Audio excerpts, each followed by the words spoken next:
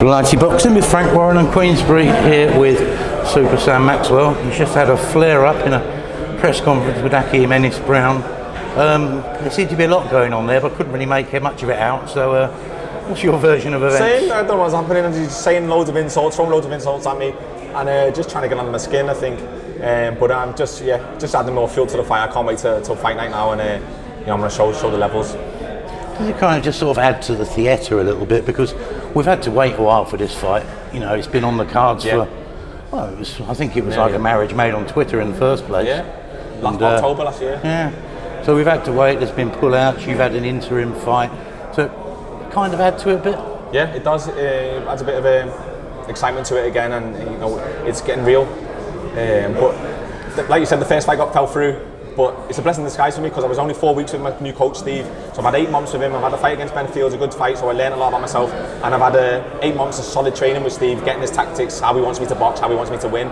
So it's a blessing in disguise. But yeah, I'm glad it's only 2 weeks away now. It did make me laugh, that interim fight, because you've got a fight where you need to stay safe, not get injured, blah blah blah, and you go in with Ben Fields. It's good. It's not going to end well.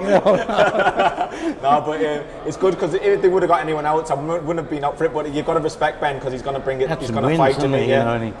He's a bit of a bulldozer in there, isn't he? So, but you came through it. I want to ask you about your newfound marriage to Mr. Maylett, a world champion trainer in Manchester. How is it? I mean, brilliant. What is it? How are you finding the differences?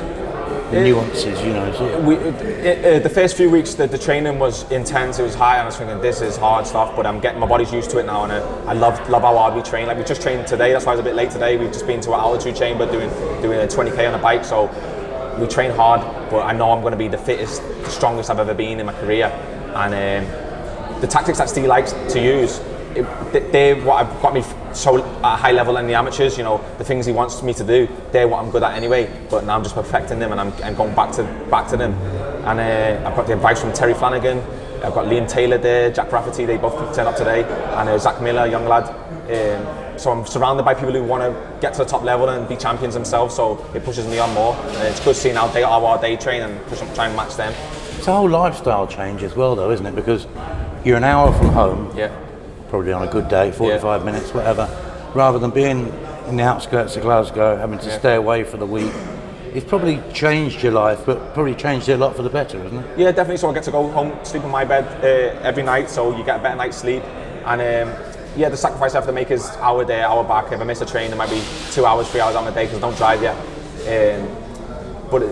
I think it's a positive thing, because it's just the comforts at home. I can get my nutrition better, because I'm getting someone to cook them for me and bring them to my house, or my missus cooks them, and sleeping better. And Manchester's a great area, and getting some great training out here.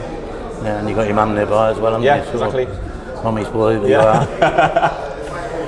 Did it come as a shock though when you had to think, oh shit, I've got to find a new coach? Did it sort of a bit of a bolt from the blue? Definitely, because Danny moved out to Dubai, and I thought he might be coming back, but the way COVID had the range, it wasn't going to work out. He come back in time for my fight, and it was 5 weeks out, and I see my friend Sean McComb fight without Danny, and I felt like I don't want to be in that position. And he took a loss, didn't he? He took a loss, and he wasn't the best Sean that I've seen, and so I thought I don't want that. I spoke to Danny. He said, "Yeah, Sam, I think you're going to need to find someone else."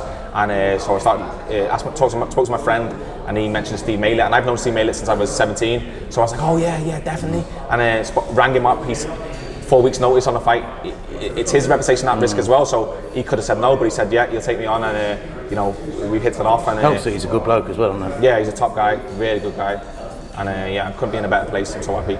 Now then, despite your illustrious amateur accomplishments and your unbeaten spell as a pro, lots of knockouts and everything, is this still kind of a defining breakout fight for you?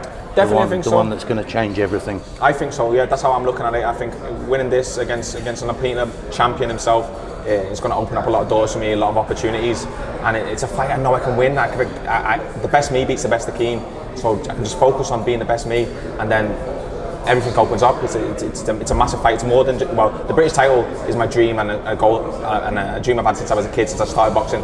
But it means so much more than that. It's a defining fight. It's history. It's what leads after this fight as well. anything could happen. And if it, obviously all things going well, it suddenly means that people have then got to start talking about you. They got to start calling you and everything else. Yeah. Whereas before it's always kind of been you asking for this, that and the other, and they don't want to know because you've got a bit of pedigree. Yeah. But now they'll have to. But yeah, my name's up there now. So when they mention the champions now, with a win here, my name will have to be mentioned. I've got a good ranking already with the WBO. He's ranked with the IBF and the WBC, I think, so it's going to bring me up all round. And yeah, my name will have to start getting mentioned and get the respect I feel I deserve. I feel like I haven't shown how good I am as a pro yet. And I think this is a fight that's going to give me the chance to do that. He surprised me earlier. I was sitting there with him and he predicted, but this is going to turn into something of a firefight. Whereas I've always viewed him as kind of a fiddly sort of fighter. Yeah. You know, quite awkward and probably not always the easiest on the eye. Yeah. What's he going to say? I'm going to spoil my way to 12 rounds. I mean, he's going to say he's going to fight, but no, that's not him. We've watched a lot of videos on him.